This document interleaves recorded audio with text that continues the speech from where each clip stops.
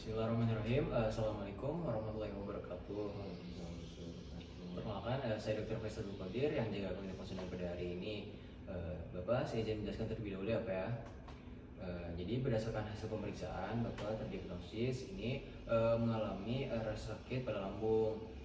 Karena pada lambung, di sini saya bakal ngasih obat paracetamol Pak. Kenapa? Karena paracetamol ini bisa meredakan rasa sakit pada lambung Bapak. Jadi sebelum nanti Bapak minum, kalau misalnya Bapak merasa mual, Bapak bisa minimalisir dengan cara makan cemilan terlebih dahulu Pak. Tapi Bapak jangan minuman yang berkafein yang tinggi seperti teh dan kopi. Karena kalau misalkan Bapak minum minuman kafein yang tinggi, itu dia bakal menyebabkan penyerapan obatnya ini bakal terganggu Pak. Apakah Bapak mengerti Pak? Mengerti dok. Apa yang ditanyakan lagi Pak? Sudah cukup dok. Baik Pak, jadi berdasarkan hasil pemeriksaan yang tadi dilakukan, Bapak terdiagnosis mengalami rasa sakit pada lambung dan alergi. Di sini saya bakal ngasih obat paracetamol Pak. Nah, obatnya ini Bapak tidak boleh dihancurkan, karena kalau misalkan dihancurkan, dia bakal menghilangi pH-nya dok, pH-nya. Lalu si obat ini dia merusak pH obatnya, lalu dia bakal mengiritasi mukosa pada lambung. Nah, dan untuk obat alerginya ini saya ada obat loratadin. Nah, obat loratadinnya ini Bapak tidak boleh dikunyah Pak. Bapak hanya perlu ditempelkan di bawah lidah aja. Nanti obatnya itu bakal larut sendiri Pak. Nah, apakah Bapak sudah mengerti Pak? Sudah dok. Apakah ada yang ingin ditanyakan lagi Pak? Cukup.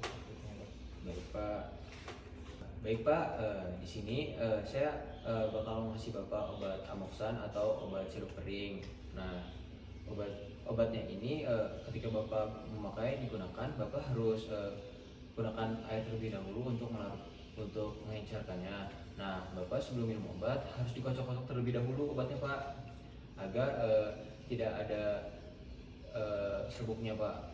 Lalu untuk obatnya ini jangan terlalu encer Pak, karena kalau misalkan obatnya terlalu encer, dia bakal menyebabkan konstipasi pada obatnya atau mengalami pengendapan pada obatnya. Apakah Bapak sudah mengerti Pak? Sudah dok. Apakah ada yang ditanyakan lagi Pak? Cukup dok. Baik Pak.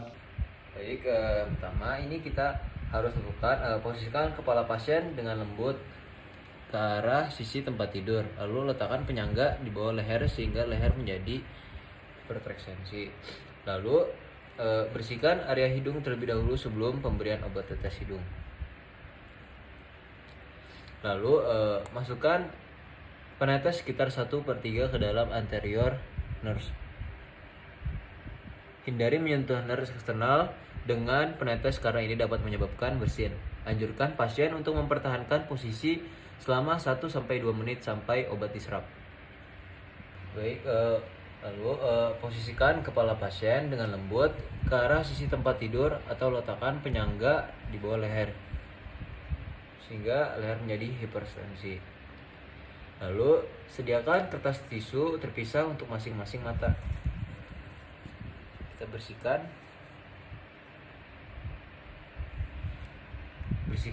kelopak mata dan bulu mata sebelum pemberian obat. Lalu pegang penetes dekat dengan mata, tetapi jangan sentuh kelopak mata atau bulu mata dengan penetes agar pasien tidak terkejut. Buka kantung konjungtiva bagian bawah, teteskan obat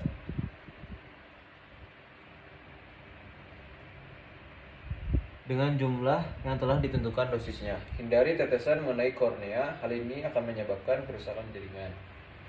Lalu tutup mata setelah 1 menit. Biarkan obat terserap. Mintalah pasien berbaring dengan posisi telinga yang akan diobati. Pada orang dewasa, tarik bagian tulang rawan pina ke bagian luar telinga ke belakang dan ke atas. Arahkan penetes ke arah genang telinga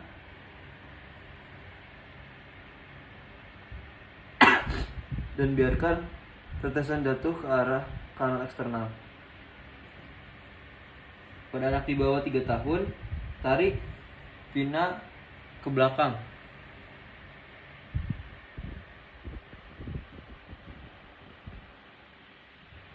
Biarkan pasien tetap miring selama beberapa menit setelah berangsur-angsur agar obat dapat mencapai genang telinga dan diserap.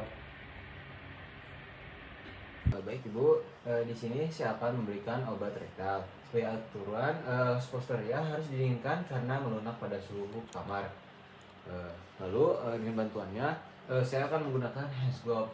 Lalu gunakan jari tunjuk untuk orang dewasa dan jari manis untuk bayi untuk insersi. Instruksikan pasien berbaring miring ke kiri dan bernapas melalui mulut untuk merelaksasikan sphincter. Lalu masukkan suppositoria dengan lembut. Minta pasien untuk tetap miring selama 20 menit. Baik Ibu, boleh minta bayinya dimiringkan ke sebelah kiri Ibu.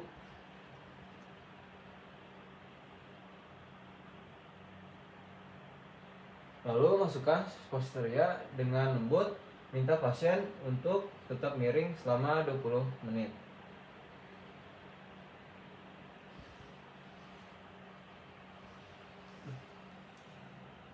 Lalu kita cuci tangan setelah memberikan obat kepada pasien.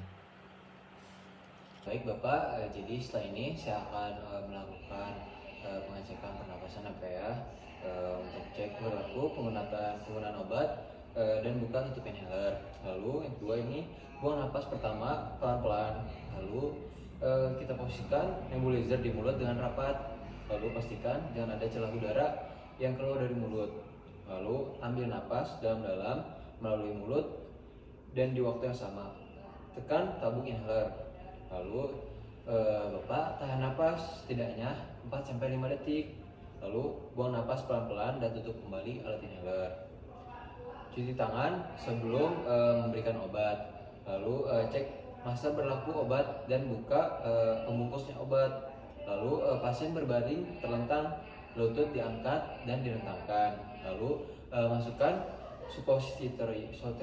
suppositoria dengan lembut ke dalam vagina sedalam mungkin. Lalu cuci tangan kembali. Untuk peresepan obatnya itu kita menuliskan inskripto, nama dokter, alamat, telepon, nomor HP, nomor SIP, terus serta kotak atau tempat menulis resep dan tanggal.